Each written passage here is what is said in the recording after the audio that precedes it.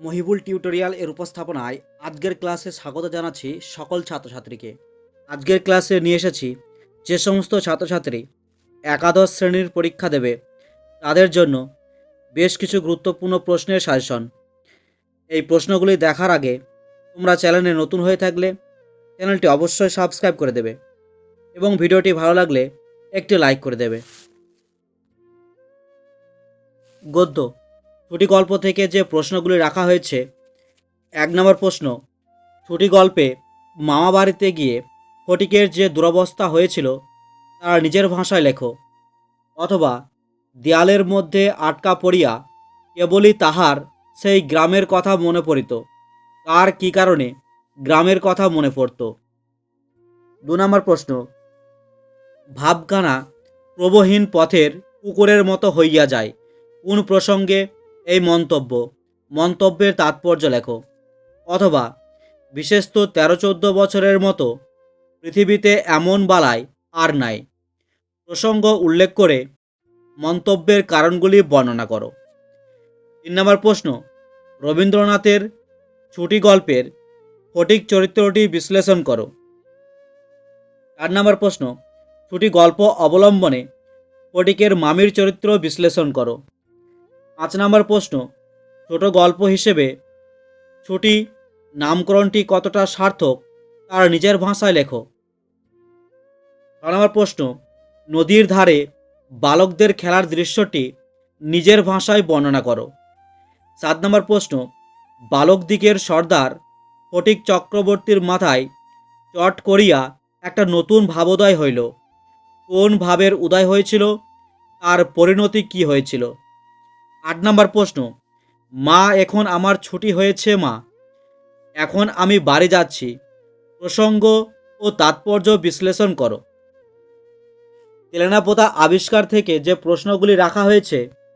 1 নম্বর প্রশ্ন, প্রেমেন্দ্র মিত্রের তেলেনাপোতা আবিষ্কার গল্পটি আসলে আত্ম আবিষ্কারের গল্প, বিষয়বস্তুর নিরেখে বক্তব্যটির ব্যাখ্যা করো। 2 নম্বর প্রশ্ন, তাহলে হঠাৎ একদিন তেলেনাপোতা আপনিও আবিষ্কার করতে পারেন, তেলেনাপোতা কি, তেলেনাপোতা আবিষ্কারের শর্তগুলি লেখো। 3 নম্বর প্রশ্ন, কে নিরঞ্জন এলি, নিরঞ্জন কে, কোন পরিস্থিতিতে গল্পকথক নিরঞ্জনের ভূমিকায় অবতীর্ণ হয়েছিলেন। 4 নম্বর প্রশ্ন, তেলেনাপোতা আবিষ্কার গল্প অবলম্বনে যামিনী চরিত্রটি আলোচনা করো। একটা কথা মনে রাখবে, এখানে তোমাদের দুটি কবিতা আছে, দুটো কবিতা থেকে যে কোনো একটা কবিতা তোমরা ভালো করে পড়লেই কমন পেয়ে যাবে।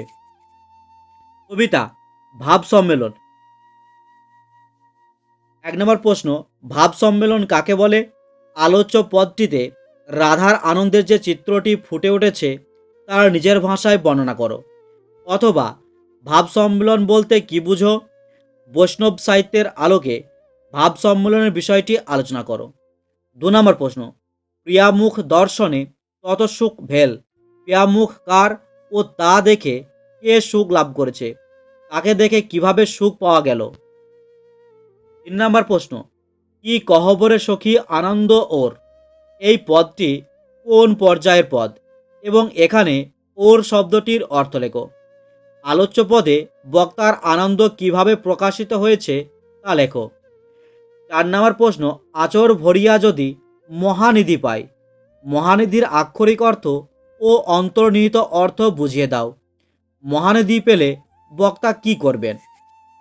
নুন কবিতা থেকে যে প্রশ্নগুলি রাখা হয়েছে। 1 নম্বর প্রশ্ন, আমাদের শুকনো ভাতে লবণের ব্যবস্থা হোক, কে বলেছে, এ দাবি কার কাছে, কেন। অথবা আমাদের শুকনো ভাতে লবণের ব্যবস্থা হোক, তাৎপর্য লেখো।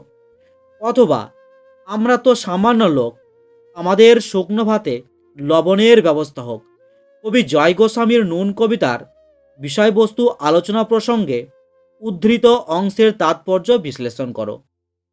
2 নম্বর প্রশ্ন, শ্রমজীবী বঞ্চিত মানুষের জীবন যন্ত্রণা নুন কবিতায় যেভাবে প্রকাশিত হয়েছে তা সংক্ষেপে লেখো।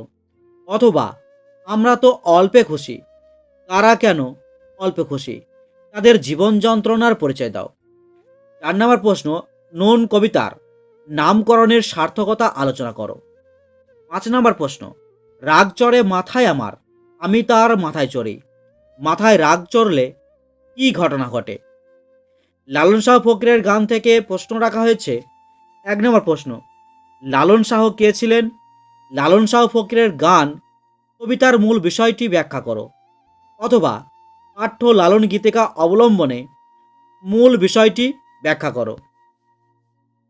2 নম্বর প্রশ্ন, মানুষ ভজলে সোনার মানুষ হবি। মানুষ ভজলে বলতে কি বোঝানো হয়েছে? মানুষের ভজন এর দ্বারা কিভাবে সোনার মানুষ হয়ে ওঠা যায়? আগুন নাটক থেকে যে প্রশ্নগুলি রাখা হয়েছে সেগুলি: 1 নম্বর প্রশ্ন, আগুন নাটকের চতুর্থ দৃশ্যে হরেকৃষ্ণ ও মনোরমার সংলাপের মধ্য দিয়ে যে ছবিটি ফুটে উঠেছে তা নিজের ভাষায় লেখো। 2 নম্বর প্রশ্ন, আগুন নাটকের নামকরণের সার্থকতা বিচার করো। 3 নম্বর প্রশ্ন, আগুন আগুন জ্বলছে আমাদের পেটে প্রসঙ্গ সহ উক্তিটি তাৎপর্য আলোচনা করো। 4 নম্বর প্রশ্ন, লুঙ্গি, টিকি, পৈতে, টুপি সব একাকার হয়ে গেছে কোন প্রসঙ্গে এই মন্তব্য? মন্তব্যটির তাৎপর্য আলোচনা করো।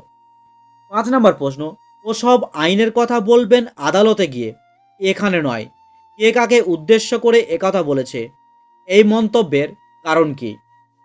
6 নম্বর প্রশ্ন, আরে সে কি বলবো মুশকিলের কথা, কে কাকে উদ্দেশ্য করে মন্তব্যটি করেছে? সে কোন মুশকিলের কথা বলা হয়েছে? 7 নম্বর প্রশ্ন, আগুন নাটকের প্রথম দৃশ্যের প্রথম মঞ্চ পরিস্থিতির যে বর্ণনা রয়েছে তা বিশদ বর্ণনা করো। 8 নম্বর প্রশ্ন, আগুন নাটকের প্রথম দৃশ্যটি নিজের ভাষায় লেখো। 9 নম্বর প্রশ্ন, নাটকের দ্বিতীয় দৃশ্যে কৃষাণ এবং তার স্ত্রীর কথোপকথন নিজের ভাষায় লেখো। 10 নম্বর প্রশ্ন, সিভিক গার্ডের চরিত্রটি আলোচনা করো। পঞ্চতন্ত্র থেকে প্রশ্ন রাখা হয়েছে। 1 নাম্বার, মার্ক টুইন এর লাইব্রেরির বিশেষত্ব কেমন ছিল? আদরেস জিদে কিভাবে তার লেখক বন্ধুদের শিক্ষা দিয়েছিল? 2 নাম্বার প্রশ্ন, বাঙালির বই কেনার প্রতি বৈরাগ্য দেখে মনে হয় সে যেন গল্পটা জানে। বাঙালিদের বইয়ের প্রতি বৈরাগ্য দেখে লেখকের কি মনে হয়? কোন গল্পের কথা এ প্রসঙ্গে বলা হয়েছে? অথবা আর মরার ভয়ে বই কেনা, বই পড়া ছেড়ে দিয়েছি, কোন প্রসঙ্গে এই উক্তি? মৃত্যু ভয়ের কারণ কি? 3 নম্বর প্রশ্ন, প্রকাশকেরা বইয়ের দাম কমাতে চান না কেন? বই কিনে কেউ তা কখনো দেউলে হয়নি, লেখকের এই মতের কারণ কি? 4 নম্বর প্রশ্ন, আজব শহর কলকাতায় ফরাসি বইয়ের দোকান দেখে লেখকের মনে কিরূপ ভাবের উদয় হয়েছিল? দোকানের ভিতর ঢুকে লেখক কিরূপ অভিজ্ঞতার সঞ্চয় করেছিলেন? 5 নম্বর প্রশ্ন, বুকশপকে হাতির দাঁতের সাথে তুলনা করা হয়েছে কেন? বাঙালির প্রকাশকেরা বই মুনাফার জন্য কোন যুক্তি দেন? 6 নম্বর প্রশ্ন, মেম সাহেব খুশ, মেম সাহেব কেন খুশি হলেন? মেম সাহেব নিজের সম্পর্কে কি জানিয়েছেন?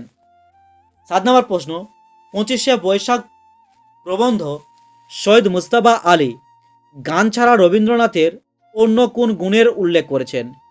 তার কাছে কবির গান অসম্পূর্ণরূপে প্রতিবাদ হয় না কেন? 8 নম্বর প্রশ্ন, রবীন্দ্রনাথের কোনো গানই কখনো নিজেকে সম্পূর্ণ নিঃশেষ করে না।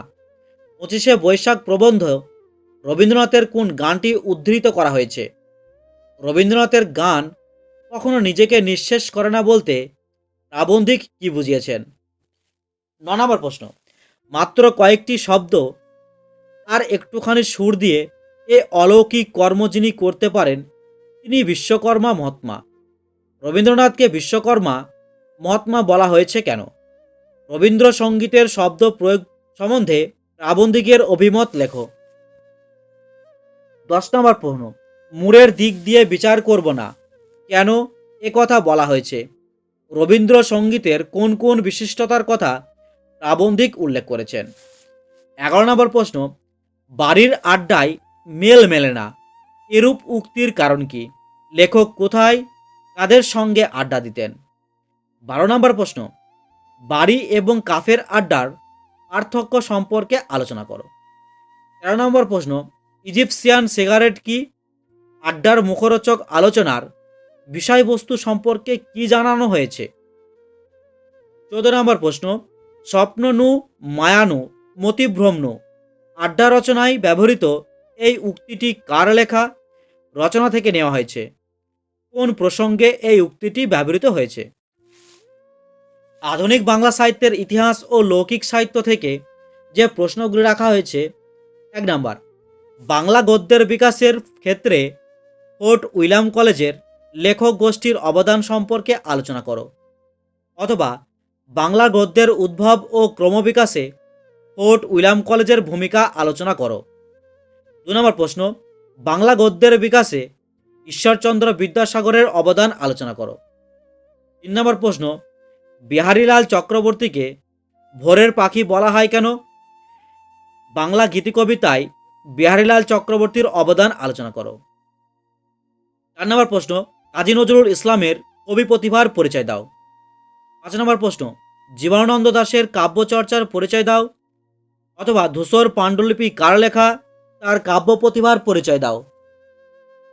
6 নম্বর প্রশ্ন, নাটক দীনবন্ধু মিত্রের অবদান আলোচনা করো। 7 নম্বর প্রশ্ন, বাংলা নাটকে দ্বিজেন্দ্রলাল রায়ের কৃতিত্ব আলোচনা করো।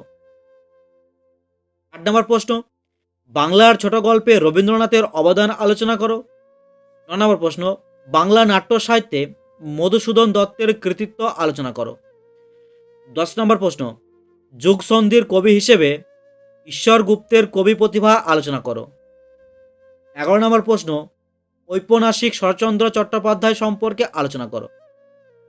12 নম্বর প্রশ্ন, লোককথার সংজ্ঞা নির্দেশ করে বিভিন্ন প্রকার লোককথার সংক্ষিপ্ত পরিচয় দাও। অথবা লোককথা কাকে বলে, যে কোনো দুটি শাখার সংক্ষিপ্ত পরিচয় দাও। 13 নম্বর প্রশ্ন, ধাঁধার বৈশিষ্ট্য আলোচনা করে অন্তত দুটি ধাঁধার উদাহরণ দাও। 14 নম্বর প্রশ্ন, প্রবাদ প্রবচন বলতে কি বোঝো? কয়েকটি প্রবাদ এর উদাহরণ বাক্য সহ লেখো। 15 নম্বর প্রশ্ন, গীতি কবিতা কাকে বলে? গীতি কবিতার বৈশিষ্ট্য লেখো। প্রবন্ধ রচনা থেকে যে রচনাগুলি রাখা হয়েছে সেগুলি হলো: 1 নম্বর, বিশ্ব উষ্ণায়ন অথবা গ্লোবাল ওয়ার্মিং। 2 নম্বর, শিক্ষার ও চরিত্র গঠনে খেলাধুলা। 3 নম্বর, বাংলার উৎসব। 4 নম্বর, বাংলার ঋতু বৈচিত্র্য। 5 নম্বর, পরিবেশ দূষণ ও তার প্রতিকার। 6 নম্বর, প্রতিদিনের জীবনে বিজ্ঞান অথবা বিজ্ঞানের ভালো মন্দ। 7 নম্বর, শিক্ষা বিস্তারে গণমাধ্যমের ভূমিকা। 8 নম্বর, সবুজায়ন বনাম নগরায়ন। 9 নম্বর, ভ্রমণের মূল্য। 10 নম্বর, বৃক্ষরোপণ। বিতর্কমূলক প্রবন্ধ রচনা থেকে যে প্রশ্নগুলি রাখা হয়েছে: 1 নম্বর, চলভাস বা মোবাইল ছাড়া জীবন অচল। 2 নম্বর, অনলাইন পঠন পাঠনই শিক্ষাকে পরিপূর্ণতা দেয়। 3 নম্বর, পরীক্ষায় প্রাপ্ত নাম্বার একমাত্র সাফল্যের চাবিকাঠি। 4 নম্বর, জীবিকার আদর্শ স্থান বিদেশ। 5 নম্বর, দূরদর্শন মানব জীবনে সমস্যা জর্জরিত করে তুলেছে। 6 নম্বর, বিজ্ঞানের এই যুগে সাহিত্য একটি অপ্রয়োজনীয় বিষয়।